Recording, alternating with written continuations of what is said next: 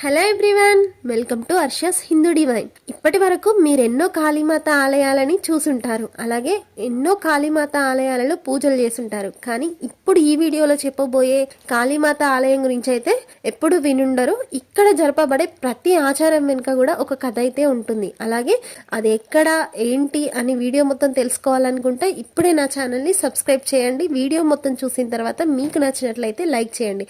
అలాగే మీ ఒపీనియన్ని కామెంట్ బాక్స్లో కామెంట్ రూపంలో తెలపండి, నేను తప్పకుండా రిప్లై ఇస్తాను.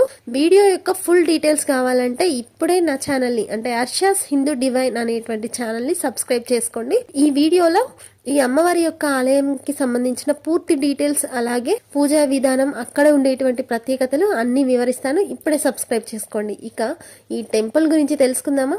సరే, ఇక్కడ చేసే ప్రతి పూజా విధానంలో కూడా ఒక ప్రత్యేకత ఉంటుంది. అసలు ఈ అమ్మవారి యొక్క టెంపులే ఒక ప్రత్యేకమైన స్థానంలో ఉంటుంది. ఇప్పుడు చూపించబోయే ఈ కాళీమాత ఆలయం శ్మశాన కాళీమాత ఆలయం అంటారు.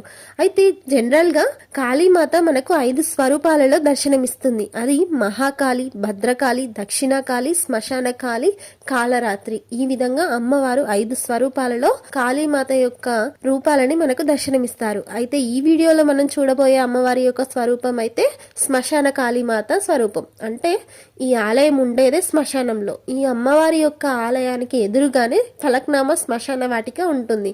అందులోనే అమ్మవారి యొక్క ఆలయం ఉంటుంది. ఇదే ఈ గుడి యొక్క అత్యంత ప్రధానమైన ప్రత్యేకత అన్నమాట. ఇక ఇక్కడ అమ్మవారికి ముడుపు కట్టి క్రమం తప్పకుండా 5 అమావాస్యలు అలాగే 5 వారాలు గనక మనం అమ్మవారిని దర్శించుకున్నట్లయితే మన కోరిక ఒక నెల రోజుల్లోపే తప్పకుండా తీరుతుందని ఇక్కడ వాళ్ళ యొక్క నమ్మకం అండి.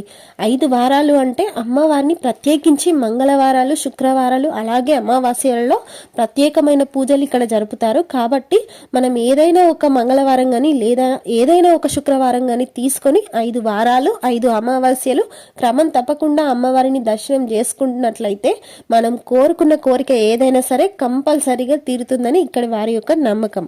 ప్రతి ఆలయంలో కూడా అమ్మవారి యొక్క హారతి కానీ దీపాలు కానీ నెయ్యితో కానీ లేదా నూనెతో కానీ వెలిగిస్తారు.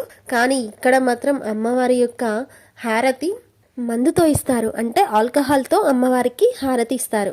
అలాగే ఈ అమ్మవారి యొక్క గుళ్ళో ఒక ఆచారం ఉంది. అది ఏంటంటే ఎవరైనా సరే భయంకరమైన నరదిష్టితో గనక బాధపడుతున్నట్లయితే లేదంటే ఏదైనా చెడు ప్రభావం మనకు తగిలి ఆ చెడు ప్రభావం చేత మనం పీడింపబడుతూ ఉన్నట్లయితే ఈ శ్మశాన కాళీమాత ఆలయాన్ని దర్శించుకొని కూష్మాండ దీపం వారి చేత వెలిగిస్తారు. అలాగే అమావాస్య రోజు వాళ్ళకి బూడిద గుమ్మడికాయతో దిష్టి తీస్తారు. ఈ విధంగా ఈ ఆలయంలో చేసుకున్నట్లయితే వారి యొక్క దిష్టి అంతా తొలగిపోతుంది. అలాగే నరఘోష, నరపీడలు ఏమున్నా సరే మటుమాయం అయిపోతాయని ఇక్కడ వారి యొక్క నమ్మకం.